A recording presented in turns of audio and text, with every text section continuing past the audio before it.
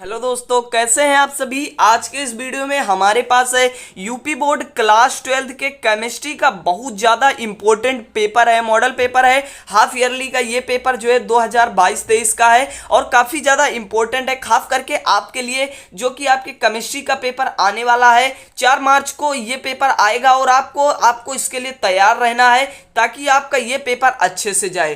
तो ये पेपर आप आज की वीडियो में बताऊंगा जिसमें बहुत सारे इंपॉर्टेंट क्वेश्चन है। आप ये सॉल्व कर लेते हैं तो आप यहां से जो है 30 नंबर फिक्स करके जा सकते हैं, क्योंकि बहुत इंपॉर्टेंट क्वेश्चन पूछे गए हैं। चलिए शुरू करते हैं आज का ये वीडियो और इसे समझते हैं क्वेश्चन एक एक क्वेश्चन को और उसके सोल्यूशन को। चलिए देखते हैं। पहला क्वेश्चन हमें दिया हुआ, निम्न में से कौन सा क्षारीय गालक नहीं है। क्षारीय गालक कौन सा नहीं है ये आपको यहाँ पे टिक लगा देना है। जो भी इसका राइट आंसर होगा, मेरे हिसाब से इसका जो राइट आंसर होना चाहिए वो यहाँ पे जो क्षारीय गालक नहीं है वो यहाँ पे SiO2 मेरे हिसाब से होना चाहिए। बाकी आप देख लीजिए इसका राइट आंसर कंफर्म तो मुझे नहीं पता है, यही वाला होना चाहिए इसे। प्लैटिनम इलेक्ट्रोड पर H+ आयन किससे पहले अपचयित होता है। तो H+ आयन सबसे पहले किससे अपचयित होगा। तो यहाँ पे आपको जो राइट आंसर देखने को मिलेगा वो यहाँ पे Cu होना चाहिए। Cu यहाँ पे राइट आंसर होना चाहिए। फ्रैंकल तथा शॉटकी दोष दोनों प्रदर्शित करने वाला यौगिक कौन सा है ये आपको बताना है। तो AgBr यहाँ पे बिल्कुल राइट आंसर आपका हो जाएगा। AgBr आप लगा सकते हैं। नेक्स्ट क्वेश्चन देखते हैं। नेक्स्ट हमें क्या दिया हुआ है, यहाँ पे बहुत ज्यादा इंपॉर्टेंट है नेक्स्ट क्वेश्चन। इनमें से कौन सा प्रबल अम्ल है। अब ये प्रबल अम्ल तो आप बता ही सकते हैं, क्योंकि जो अम्ल प्रबल होगा यहाँ पे वो जल्दी डिसॉल्व हो जाएगा वाटर में, तो वही प्रबल अम्ल होगा। तो यहाँ पे राइट आंसर मेरे हिसाब से जो होना चाहिए वो P2O5 यहाँ पे बिल्कुल राइट आंसर होना चाहिए। रंगीन लवण कौन बनाता है। रंगीन लवण संक्रमण धातुएं बनाती हैं, राइट आंसर हो जाएगा। 1 मोलल विलेन में विलेय का मोल प्रभाज होता है, तो यहाँ पे 0.009 यहाँ पे राइट आंसर होना चाहिए। नेक्स्ट जो दिया हुआ है वो क्वेश्चन पूछा गया है यहाँ पे प्रश्न 2 में, विद्युत अपोहन को समझाइए। अपोहन काफी ज्यादा इंपॉर्टेंट है,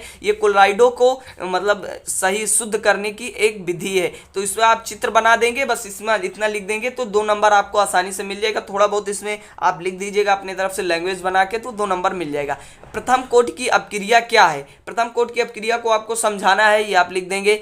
बहुत आसान परिभाषा आपको एक एग्जाम्पल लिख देना, 2 नंबर मिल जाएगा। एक परिभाषा का एक एग्जाम्पल का मिलता है। उत्कृष्ट गैसों के क्वथनांक परमाणु भार से बढ़ने से बढ़ते हैं, इसको समझाना है क्यों बढ़ते हैं तो आपको ये समझाना है। फिर उसके बाद लीगेंड किसे कहते हैं, आवेश के आधार पर वर्गीकृत कीजिए। लीगेंड आपको समझाना है और उसको आवेश के आधार पर हमें वर्गीकृत करके लिखना है, तो बस आप वर्गीकरण ही लिख देंगे, उसको एक्सप्लेन नहीं करना है। 2 नंबर मिल जाएगा आपको आसानी से।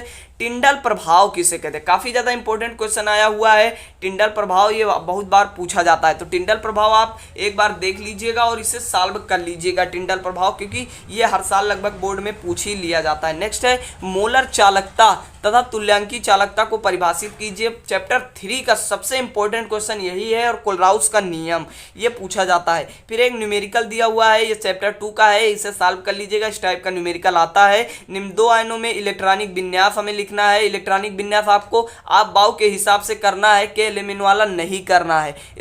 sp1 sp2 sp3 ये वाला करना है आपको, नहीं तो के यहाँ पे क्यू वाला कर देंगे के एलिमेंट वाला, तो आपको एक भी नंबर नहीं मिलने वाला है। नेक्स्ट जो 3 नंबर में पूछा गया क्वेश्चन है वो कह रहा है अंतरा हैलोजन यौगिक क्या है। उदाहरण से समझाना है। हैलोजन यौगिकों के बनाने की हमें रासायनिक समीकरण लिखना है। नेक्स्ट देखते हैं क्या दिया हुआ है, संक्रमण तत्व क्या है। काफी ज्यादा इंपॉर्टेंट क्वेश्चन आया हुआ है। संक्रमण तत्वों की परमाणु त्रिज्याएं किस श्रेणी में किस प्रकार परिवर्तित होती है। 3 नंबर में क्वेश्चन पूछा गया है और काफी ज्यादा इंपॉर्टेंट है। फिर नेक्स्ट दिया हुआ है सिल्वर FCC जालक में क्रिस्टलीकृत होता है। यदि सेल के किनारे की लंबाई इतनी दी हो तो सिल्वर के परमाणु द्रव्यमान की गणना करनी है। जेड वाले फार्मूले से आपका आसानी से आ जाएगा, ठीक है।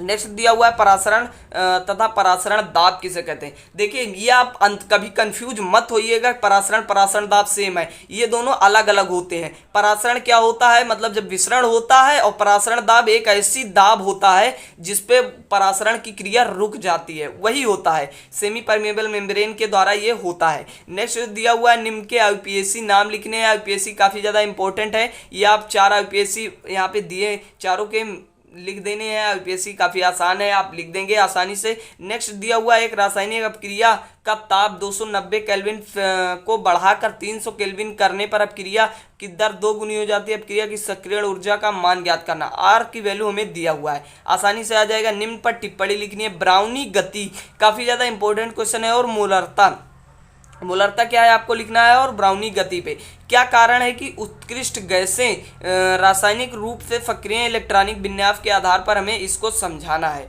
ठीक है, निष्क्रिय क्यों है ये आपको समझाना है इलेक्ट्रॉनिक विन्यास के आधार पर, क्योंकि इनके चारों इलेक्ट्रॉन भर जाएंगे तो चारों मतलब जो है इलेक्ट्रॉन की पूल हो जाएगी, तो ना ये किसी से इलेक्ट्रॉन ले सकते हैं ना दे सकते हैं। इसी कारण आपको थोड़ा लिख देना होगा। 3 नंबर में लगभग 1 पेज, तो आपको आसानी से नंबर मिल जाएगा।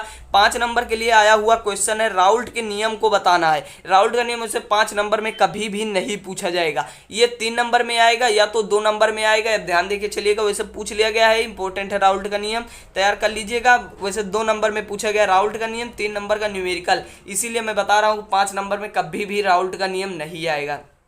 नेक्स्ट है अधिशोषण।